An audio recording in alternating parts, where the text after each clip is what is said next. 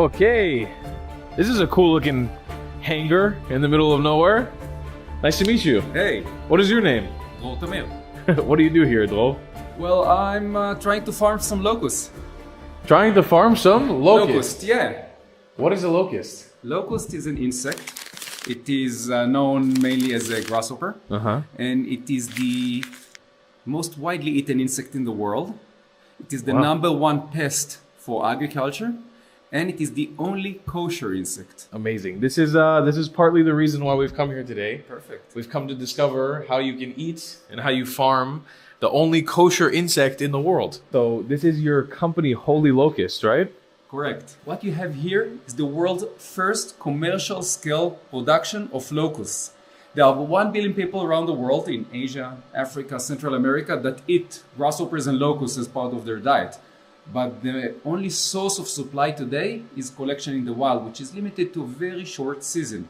What we did here, we developed with Israeli technology, intensive farming of locusts, year-round production, large quantities, and very efficient. I don't think I've ever seen a locust in my life. I mean, I've Really? seen a grasshopper, but You know, This will be the first time seeing it up and close. same? You too, right? Yeah. the thing is, before you start working with them and talking about them and learning about them, you don't see them. But when you start, you actually realize that they are all around us. Is this your office, and is that a picture of a locust right there? That's a kitchen. You have a big one here. Oh, yeah, like I wouldn't be able to, like if I saw this animal, I would say it's a grasshopper. It is a grasshopper. So there isn't a difference between a locust and a grasshopper. Every locust is a grasshopper, but not every grasshopper is a locust. Oh, I love it. I love this kind of By the way, shit. that's the background of our first booth ever. Amazing. And It's a collector's edition. exactly, we collected it and carried it on our back from Tel Aviv. The thing was, it was a food show, and people got so disgusted by it. But it attracted so much attention, so we were the number one hit in that conference. Amazing. No one ate, but they came. We're wearing robes. Yeah. That's exciting. So we need to make sure that we are not harming the animals and the animals are not harming us. So we start with this. Oh, you're straight up taking me to Jurassic Park right now. This is like the newest Jurassic Park movie. They did the same thing.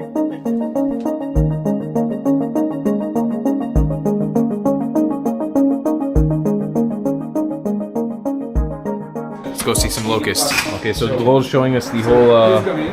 The first thing you do, dip your feet like that, because that's the number one source for contamination. What's in The here shoes. in this? All kinds of fluids that kill all the germs. Oh, I may have taken a big dip. Yeah, take a big dip. My first step, I took a little bit too deep in there. Okay, so that's the farm. It used to be a chicken house. Okay. It's a 1,000 square meter farm, and what we have here are closed rooms. We have currently we have 15 rooms like this. It's a completely closed environment. These rooms behind us. Behind us, yes, you see the door. Yeah. So isolated room, isolated walls, controlled humidity, temperature, lights, everything is controlled. So for the locust, it's high season all the time. They grow faster and better. So let's go to the first room. Okay, ladies and gentlemen, it is time to see the kosher insects. Okay, so let's get into room number 3 and see some locusts. Whoa. I've already talked about the parallels of this. If you guys have not seen the new Jurassic World movie, I really feel like we're in it right now. So these are locusts. These are locusts, these are adult locusts. They're about to start mating and breeding. And you can see the size. There's a small one here. Yeah. These are the holy locusts. Yeah. Look at these guys. These are our blondie locusts. You see yellowish white grasshoppers. They were born about a month ago. When they were born, they were about 2 millimeters in size. And now they get to 5-6 centimeters. This is how fast they grow. So wait, these guys are max size currently? Well, these guys are ready for breeding. So it's not grasshoppers that are ready for harvest. Now much more mature. These guys are big. They can be even bigger. It depends on the conditions you provide them. The temperature, the humidity, the lights, the density, the feed. So this is not their max size. It's not efficient to grow them to max size. Is there a difference in taste? The bigger they get, the smaller they are, or it doesn't really affect it? It's a good question. I don't have a clear answer. I know that there was research on Intel High that actually checked the difference in taste between males and females. They said there is. That makes sense, maybe because of the pheromones, no? Or the hormones inside? Maybe the pheromones, maybe it's the additional protein, the eggs and so on. Personally, I cannot tell the difference. But the conditions for the room, you do have to keep it.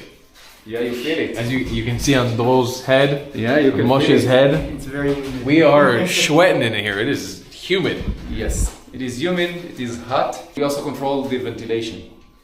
So, and of course the lights. So we control all the conditions that are given, because the goal is to get to what they know as high season.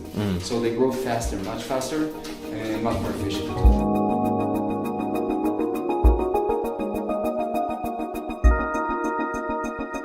So what we're walking past right now are the cages for fattening, right? For plumping up the locust before you... Yeah, you can see this is a stack of 9 that are connected together, and this could hold about 20,000 locusts at a time. Now there's an obvious answer for me. I know why all these cages are not being used right now, but maybe you can enlighten the audience as to why. Well, we are right now on the Golan Heights. It's a war zone right now. There is a nearby Iron Dome battery, and the noises of the war, banks, are not really good for the locust. It's also really risky for the employees. So we shifted to survival mode. All we do is keep the genetic lines alive, and we're waiting for better days to continue producing the locust. That's why when we were in the room with the locust, you could see big room, but very small amount of production actually going on.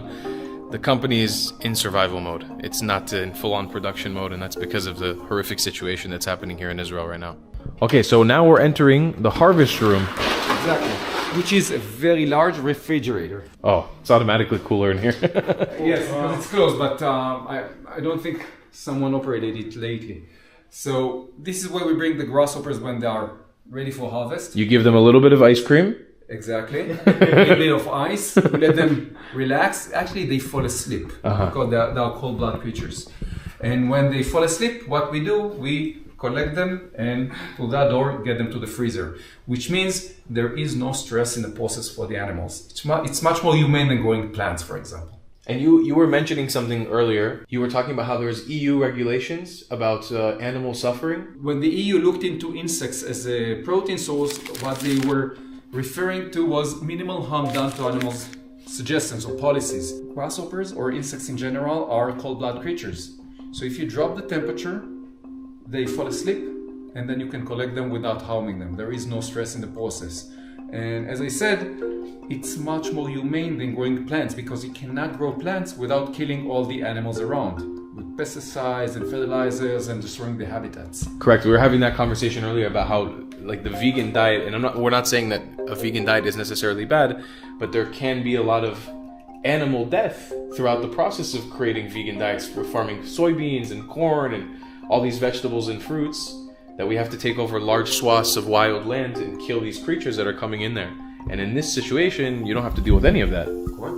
You're not killing any other animal to create this space. Exactly. Or to create this environment. Exactly. Amazing. Okay, so what actually is this? We're gonna try some grasshopper feed. This is wheatgrass, dried wheatgrass. We're always doing the weirdest shit together, Moshe. Always, man. I always save you for the weirdest videos. Just Have fun. These are the grains that we would make wheat, like bread out of. that's wheat. That's wheat. But because You the can eat it. grasshoppers eat this, there's a chance that it will have gluten within the No, grasshopper. Within the You know, locust? also cows eat. The problem is not the eating; it's the problem that they touch it. It's contaminated. Exactly. You're right. But it's very low risk. Very low risk to people who have gluten intolerance.